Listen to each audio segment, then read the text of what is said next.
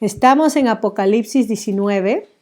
Vamos a ver el anuncio de las bodas del Cordero, que viene empieza del versículo 6 hasta el final del capítulo 19. Vamos a ver hoy el 19 nomás, o terminar con el 19, aunque el tema continúa hasta el 20. Hoy es la clase número 42, sin contar la introducción del Apocalipsis, y he titulado el tema Los invitados a las bodas del Cordero. Vamos a ver acá que hay una descripción de dos cenas, a ver si ustedes captan cuáles son esas dos cenas. ¿Okay? Una alegre y otra media horrorífica. Recuerden que son símbolos que Juan usa tomando de las visiones o de la simbología de los profetas del Antiguo Testamento, como el profeta Ezequiel, Daniel, específicamente el profeta Ezequiel. Vamos a ver esta última parte de esta descripción de lo que sucede al final del mensaje de venir a alabar al Señor, sucede algo. Ok, versículo 6 dice: oí como la voz de una gran multitud, como el estruendo de muchas aguas y como el sonido de fuertes truenos que decía: aleluya, porque el Señor nuestro Todopoderoso reina. Regocijémonos y alegrémonos y démosle a Él la gloria. Porque las bodas del Cordero han llegado y su esposa se ha preparado. Ok. Estuvimos la semana pasada, hice una pausa porque queríamos hablar un poco acerca de las bodas del Cordero y qué es o a qué se refiere acerca de las bodas del Cordero, que se presenta acá en el versículo 7, del 6 al 10, ¿no? ¿Qué es las bodas del Cordero? Y estamos hablando de una celebración matrimonial que llega a su culminación. El matrimonio judío incluía tres aspectos o tres etapas, ¿no? La primera etapa, cuando los padres acordaban con el novio, el padre del novio, donde se pagaba la dote por la novia, quedaba el acuerdo de que los hijos iban a quedar casados, ¿no? Hoy en día todavía se usa esa práctica en el Medio Oriente o en algunas culturas occidentales. La segunda parte generalmente involucraba al novio cuando llegaba a la casa de la novia a medianoche. Él y sus amigos varones llegaban con antorchas para buscar a la novia y traerlas entonces a la casa del padre, donde se celebraría la boda, que duraría la fiesta 7 días. Esta segunda parte es la que nuestro Señor Jesucristo ilustró en la parábola de las 10 vírgenes, que se encuentra en Mateo 25, del 1 al 13. Si se acuerdan la parábola, había 10 vírgenes, 5 de ellas eran sabias, cautas, que estaban preparadas con el aceite y sus antorchas. Las otras 5 eran necias, que no se habían preparado. Y cuando llega el novio entonces a invitar a la novia y a sus doncellas a la boda, solamente 5 participan porque las otras no estaban preparadas para el evento. La enseñanza de la parábola de nuestro Señor Jesucristo es que estén los discípulos en alerta porque no saben el día ni la hora, que estén en alerta y preparados, ¿no?, para la venida del Hijo del Hombre, de nuestro Señor Jesucristo. Y la tercera parte entonces incluida la fiesta de las bodas, que se realizaba durante varios días, generalmente 7, y esto es lo que tenemos como ejemplo, como las bodas en Caná, donde nuestro Señor Jesucristo convirtió el agua en vino, que está en Juan capítulo 2, los primeros 2 versículos. Habla sobre la celebración de esta tercera parte de la boda. Entonces acá en el capítulo 19 tenemos la visión de una cena matrimonial que comienza el Cordero, habla sobre las bodas del Cordero, cuando nuestro Señor Jesucristo viene a la tierra por su novia, la iglesia o los creyentes. Sabemos que Él pagó la dote, por decirlo así, antes de la cena en la cruz, a través de su sangre vertida en la cruz. Su muerte fue el precio que Él pagó por su iglesia. Ahora, nosotros los creyentes vivimos en esta etapa segunda de compromiso, donde estamos comprometidos con Cristo, pero todavía no hemos entrado a las bodas como lo describe acá el Apocalipsis, ¿no? Estamos unidos en matrimonio. Yo le dije que lean Efesios capítulo 5 porque ahí se hace la analogía. Pablo usa la analogía del esposo con la esposa para hablarnos acerca del misterio de Cristo con su iglesia. Y si ustedes ven ahí, si buscan ahí en Efesios capítulo 5, es interesante lo que se nos habla, porque está hablando cómo el esposo hace todo lo posible para preparar a su esposa, ¿no? El ministerio del esposo es un ministerio de preparar, de intercesión por la esposa. Y ese ministerio del esposo, nuestro Señor Jesucristo, debe de ser el reflejo de toda relación matrimonial que ocurre entre una mujer y un hombre, ¿no? Miren, por ejemplo, estoy en Efesios capítulo 5, voy a usar la Biblia de las Américas, y estamos viendo acerca de cómo Cristo y la iglesia es el modelo para el matrimonio, ¿okay? Eso es lo que estamos viendo. Después de empezar en el versículo 22 a hablar sobre el sometimiento que debe de haber las mujeres a su marido, porque el marido es reconocido como la cabeza espiritual de la mujer, como Cristo lo es de la iglesia, ¿no? Siendo el mismo cuerpo. Así como la iglesia se sujeta a Cristo, las mujeres deben de estarlo a sus maridos. Y de ahí habla del amor que debe de tener los maridos por las mujeres como Cristo amó a la iglesia. Ven que hay un paralelo ahí. Y miren el versículo 26. Cristo amó a la iglesia y se dio a sí mismo por ella, ¿no? Su muerte en la cruz, para santificarla, para apartarla, para hacer una obra especial en ella, habiéndola purificado por el lavamiento del agua con la palabra. La palabra de Dios es la que purifica a la iglesia, a la novia. Sirve como de agua que limpia, ¿ok? Esto es una analogía al ritual judío de lo que servía el agua. Dentro de la ley mosaica, los rituales judíos, el agua era el símbolo donde a cada rato tenían que lavarse antes de los alimentos. Si tocaban algo que era inmundo, había un proceso de separación. La importancia de mantenerse puros o limpios. Hoy en día nosotros llamaríamos esto higiene, una pulcra higiene para evitar la transmisión de gérmenes o de contaminación de virus o bacterias que es tan común hoy en día. Bueno, los hebreos tenían esto en su ley. Tenían su ley ritual de lavamiento, hablaba de una higiene pulcra porque la higiene física debería de ser el reflejo de la pureza espiritual que ellos llevaban, ¿no? No era el reemplazo como muchas personas legalistas o religiosas terminaron haciendo, que se enfocaban en los ritos externos, pero se olvidaban de la limpieza interna. Y es por eso nuestro Señor Jesucristo les dijo a los líderes religiosos que lo que contamina al hombre no es tanto lo que entra en uno, ¿no? O lo que nos puede ensuciar, pero lo que sale de uno. Entonces el énfasis es que con estos rituales de limpieza, Israel era siempre recordado de cómo ellos tenían que vivir puros delante de Dios. El lavarnos era ese recordatorio y esto es lo que hace Cristo con su iglesia, la purifica a través de su palabra.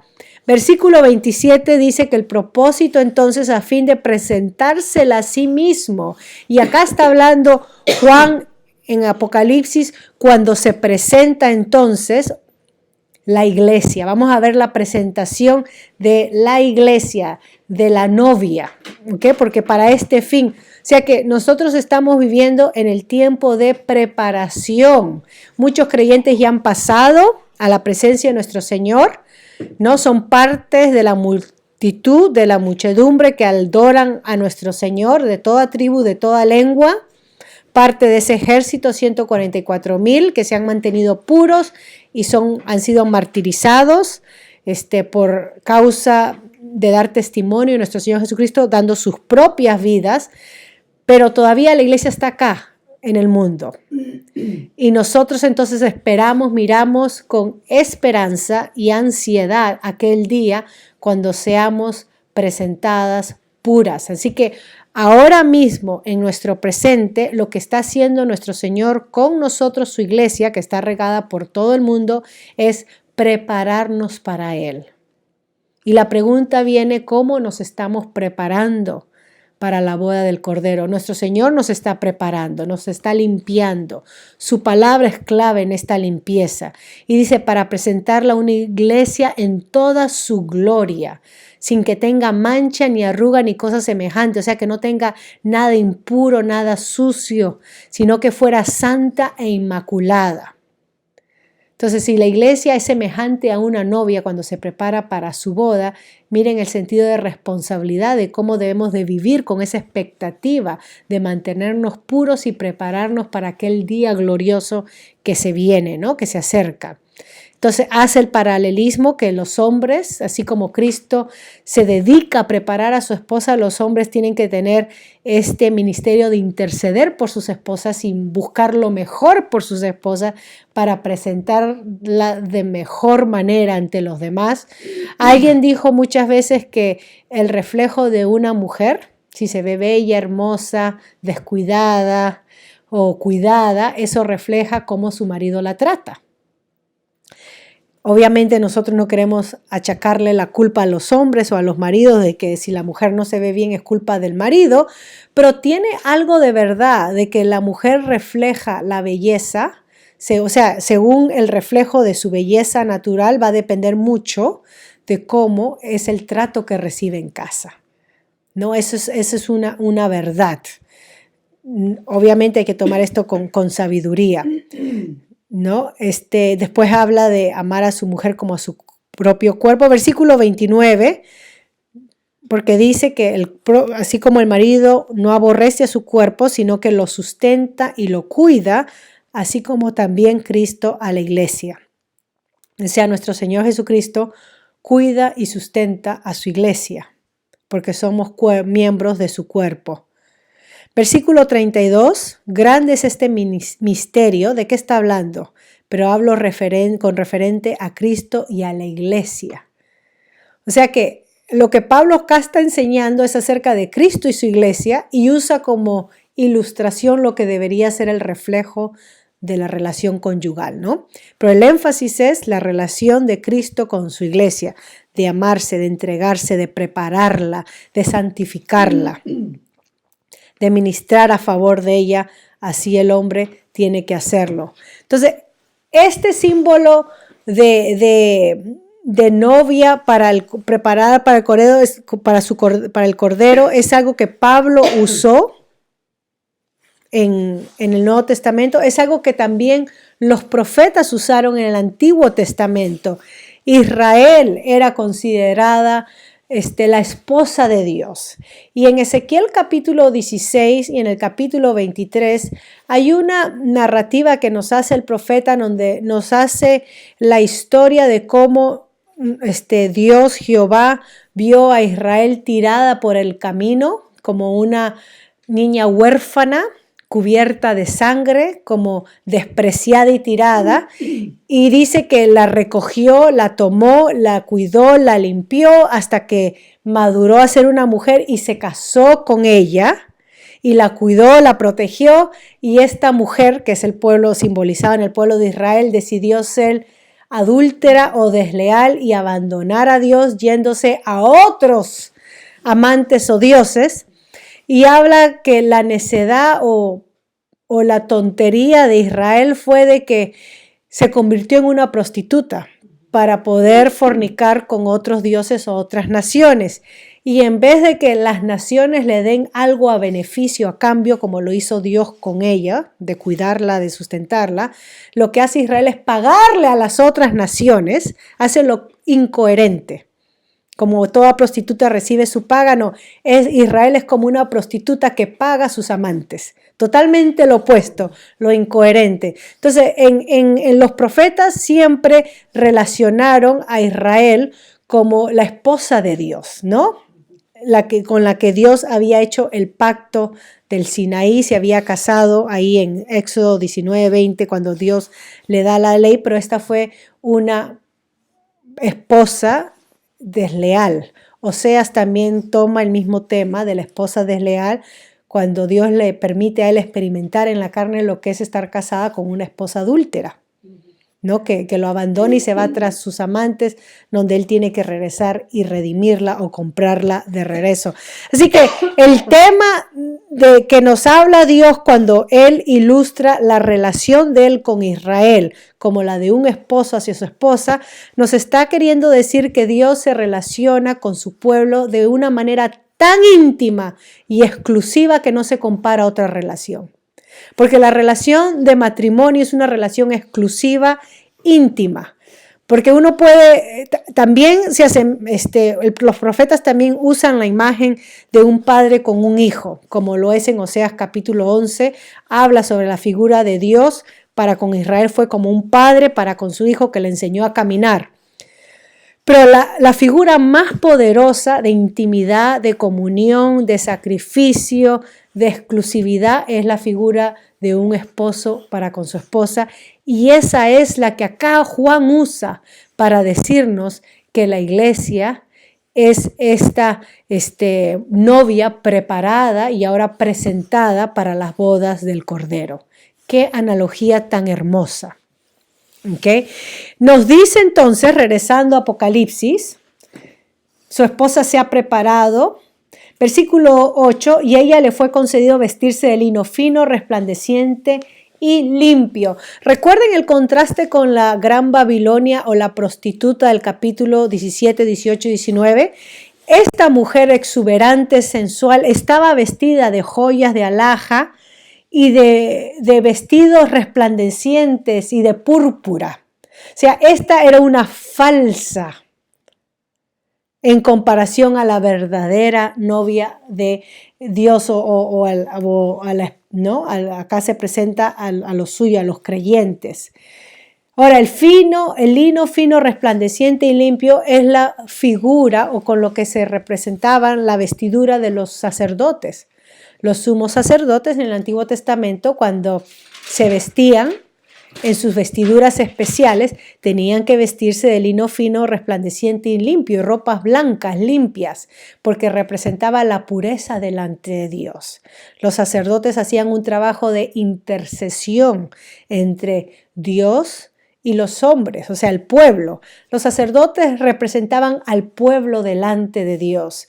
Y si el pueblo estaba en pecado, los sacerdotes tenían que ofrecer sacrificios de holocaustos, de paz, de ofrendas de paz, para poder presentarse puros delante de Dios. O sea, los sacerdotes representaban al pueblo delante de Dios.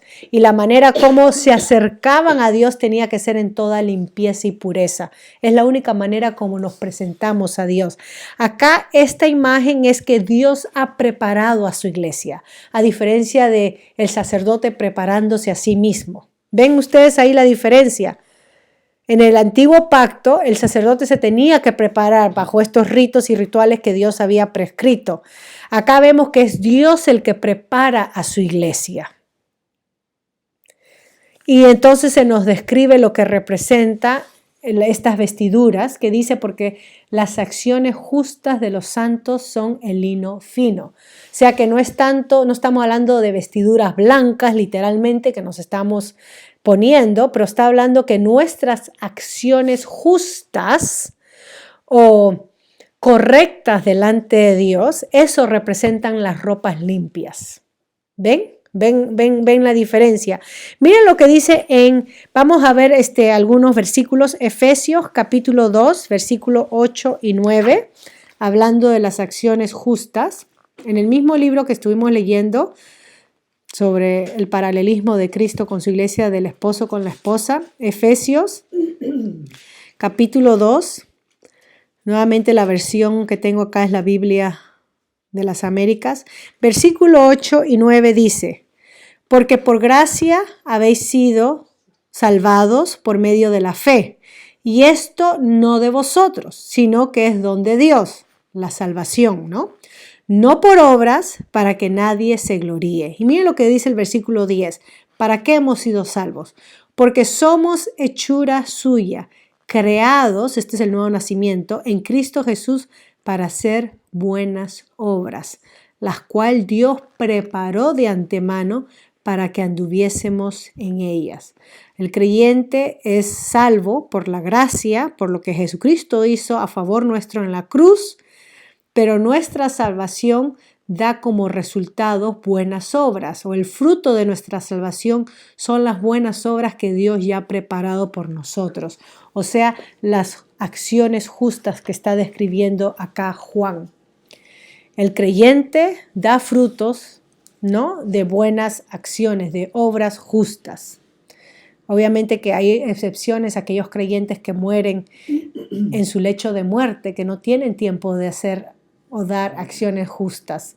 Se salvan así por la gracia y la misericordia de Dios, como el ladrón al lado de la cruz, que vivió toda una vida de rebeldía y no fue hasta el último momento que creyó en nuestro Señor Jesucristo. Así que no hay obras justas ahí, porque fue el momento final de su vida.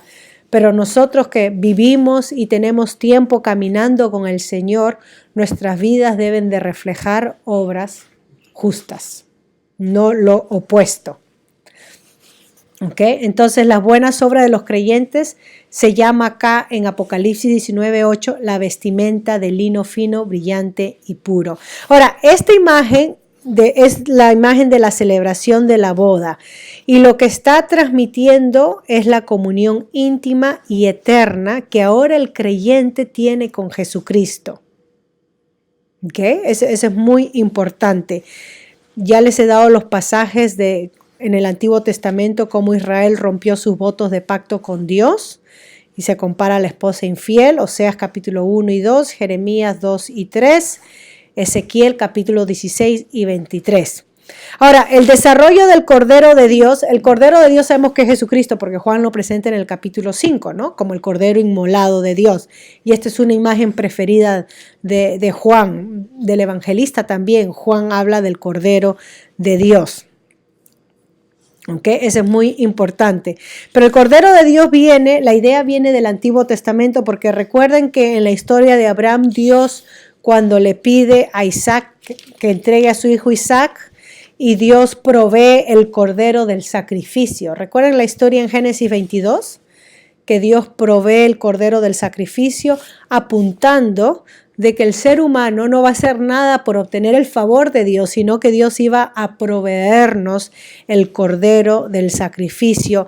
Y eso es lo que los judíos celebran en la celebración de la Pascua.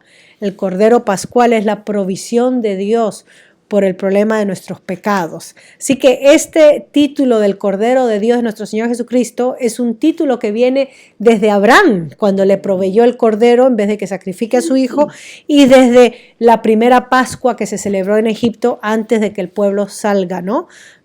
Como libres de la tierra. Entonces, acá en Jesucristo tenemos el cumplimiento de la imagen del Cordero de Dios. Juan el Bautista lo presenta en Juan 1:29. He aquí el Cordero de Dios que quita el pecado del mundo. Versículo 36 también lo dice. Isaías capítulo 53 habla sobre el siervo sufriente, y la manera como describe al siervo de Dios dice que como cordero fue inmolado o llevado al matadero.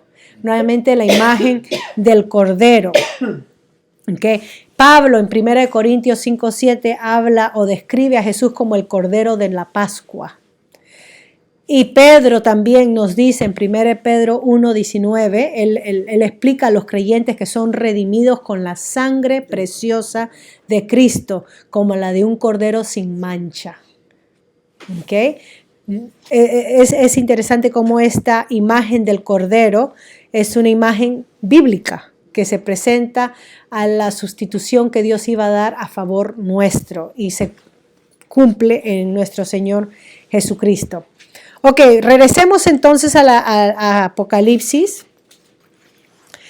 Versículo 9, el ángel le dijo, entonces siempre hay un ángel, recuerden, intercedor, dirigiendo a Juan en las visiones que ve, interpretándoles las visiones, ¿no?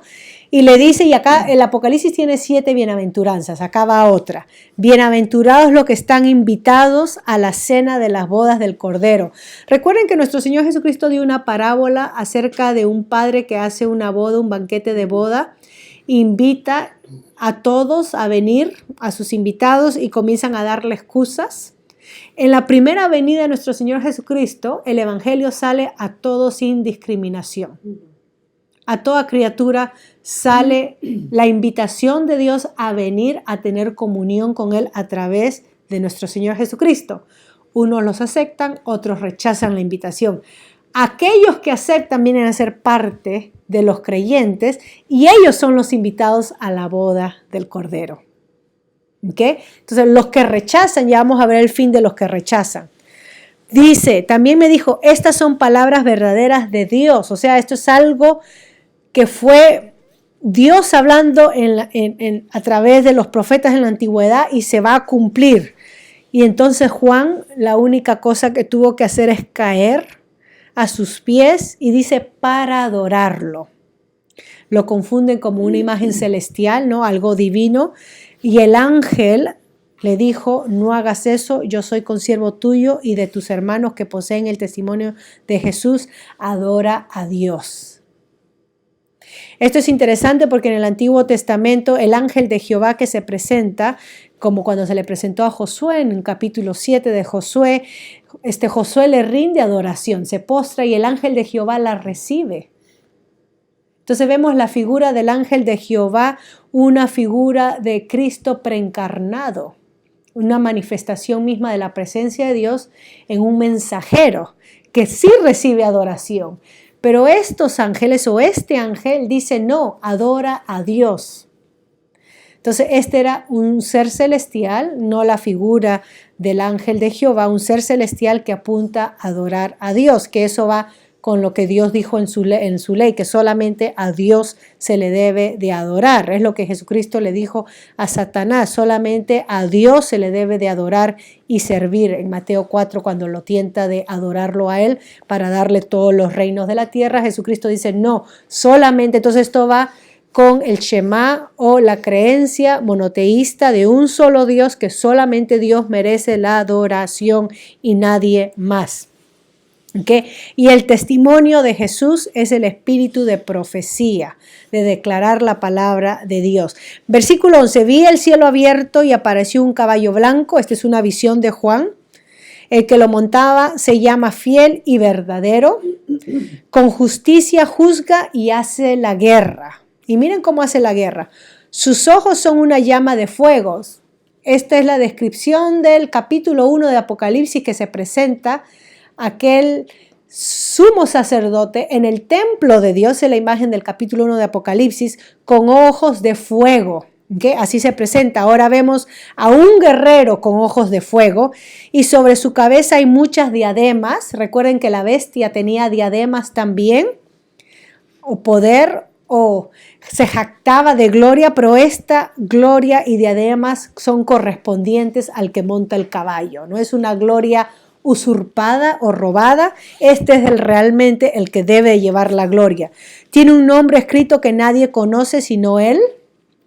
Recuerden que el nombre es la identidad y aquellos que tienen el sello o la marca del Cordero se les da un nombre escrito en una piedra blanca, ¿no? A los que triunfan, y está hablando de una nueva identidad escondida que solamente Dios la conoce. Está vestido de un manto empapado en sangre y su nombre es el Verbo de Dios. Esta es la imagen militar conquistadora de Jesús. Y este es el contraste de la imagen del Cordero que vimos en el capítulo 5, el Cordero inmolado. Ahora, este militar, este hombre o esta figura militar que se presenta, dice que estaba empapado en sangre y yo creo que era de su propia sangre, no la sangre que había vertido de otros, sino su propia sangre que había dado a favor de otros. ¿Ok? Y su nombre es el Verbo de Dios.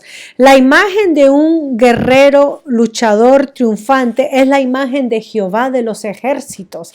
Acá Juan está presentando al Verbo de Dios como Dios mismo, porque en el Antiguo Testamento Si se ponen a recordar, en el libro de Deuteronomio, cuando Dios le da esos 5 sermones a Moisés antes de entrar a la tierra, del lado de acá del monte, de la parte este del monte, la imagen que se presenta es que Dios va a ir adelante de su pueblo a entregar a las naciones, a luchar por ellos.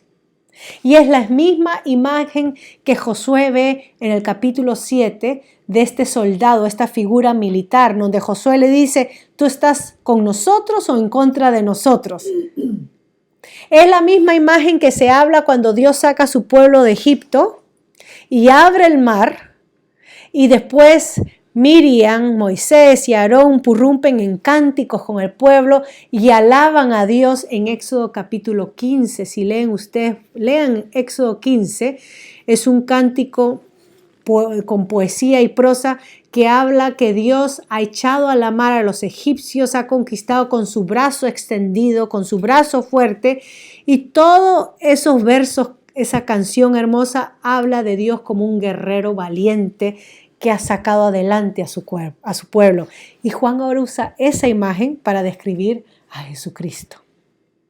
Entonces acá Juan está diciendo que Jesús, el Cordero inmolado, el que dio su vida por otros, es el que viene ahora, teñido de su propia sangre, como conquistador, como un guerrero. Versículo 14, los ejércitos que están en los cielos vestidos de lino fino, blanco y limpio, los seguían sobre caballos blancos. Es una imagen, no es que literal.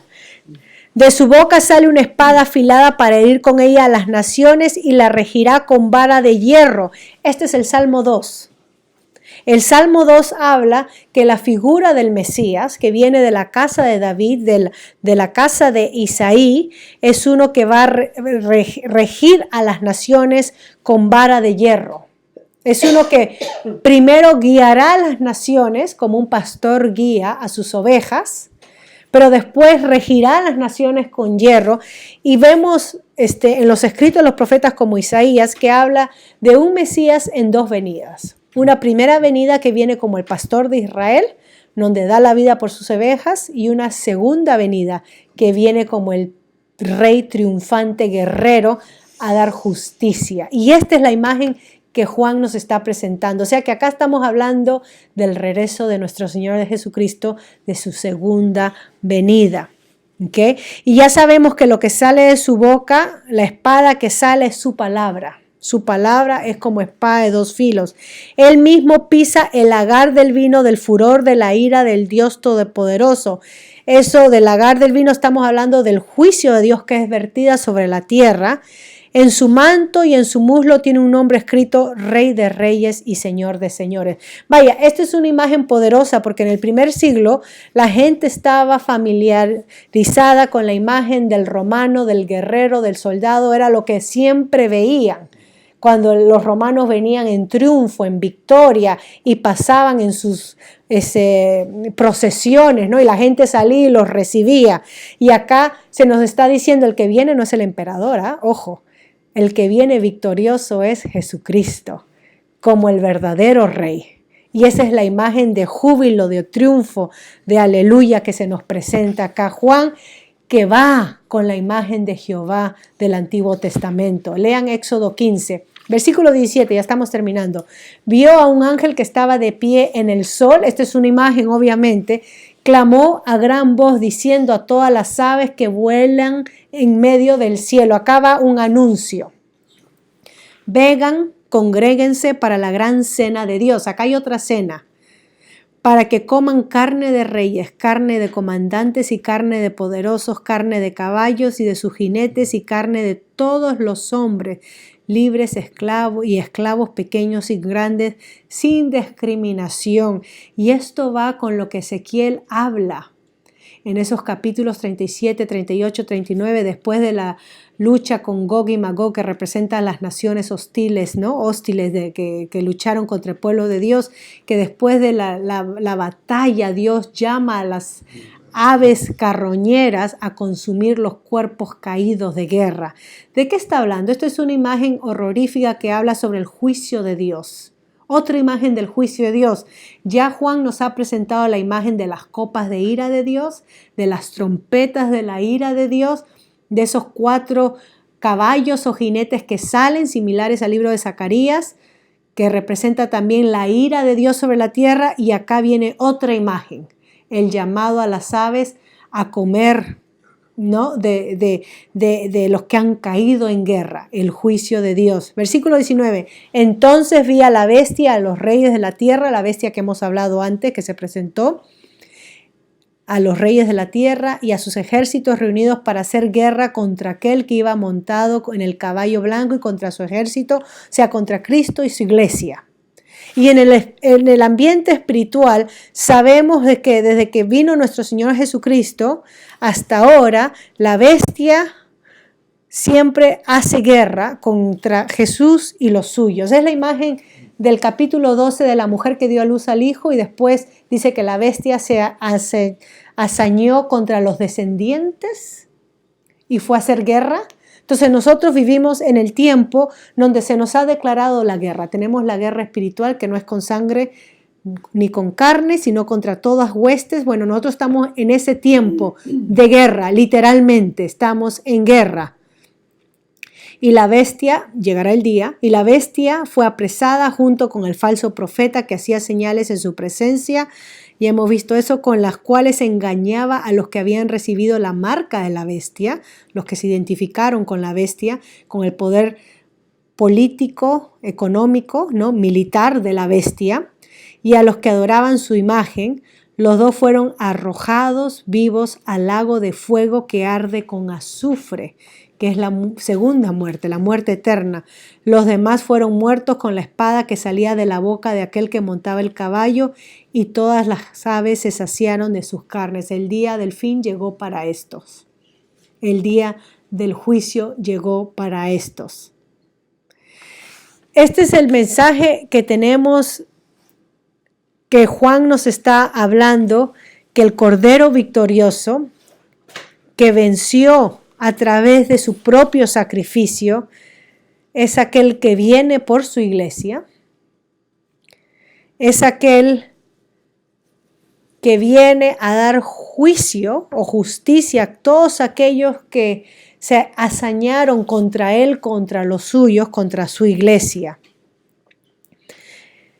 Vamos a continuar y se nos va a ver entonces, a medida que van leyendo en el capítulo 21, la imagen ya no de una novia, pero la imagen de una ciudad santa, la imagen de una nueva Jerusalén que desciende del cielo preparada como una novia para su esposo.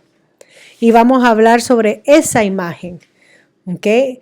La Biblia empieza en el huerto del Edén, una imagen donde hay un matrimonio, Adán y Eva. Dios presenta a la mujer al hombre, la mujer que sale del hombre de la costilla, empieza en matrimonio y termina en matrimonio. Empieza en unión y termina en unión. Al principio perdimos la unión con Dios por el pecado que entró en nuestras vidas, en el mundo, perdimos la comunión con Dios y la unión de Dios, pero desde ese momento Dios ha hecho todo lo posible por rescatarnos a Él y regresarnos a Él. Y vemos cómo termina el mensaje de Dios diciendo que termina en una boda también, en un matrimonio y también en un Edén restaurado. Vamos a ver eso en la imagen final del Apocalipsis. Voy a parar ahí. Lean el capítulo 20, que es un capítulo totalmente que nos confunde, pero léanlo y reléanlo y vean si encuentran ustedes alguna semejanza o alguna figura en el Antiguo Testamento para poder entenderlo. ¿Okay? Porque se presenta esta idea de 1000 años, del reino de 1000 años, y muchos hablan que es algo literal, que vamos a vivir 1000 años acá con Cristo reinando, pero eso surge muchas preguntas que nos llevan más a especulación que a otra cosa. Traten de ver si en el Antiguo Testamento hay algo de 1000 años o una imagen similar que nos pueda ayudar a entender. Y en vez de perdernos en cuándo, dónde, tiempo, ¿cuál es el principio o la enseñanza que Juan nos quiere decir con ese capítulo en general? Traten de ver eso, ¿ok? Y así entonces la próxima semana vemos el 20.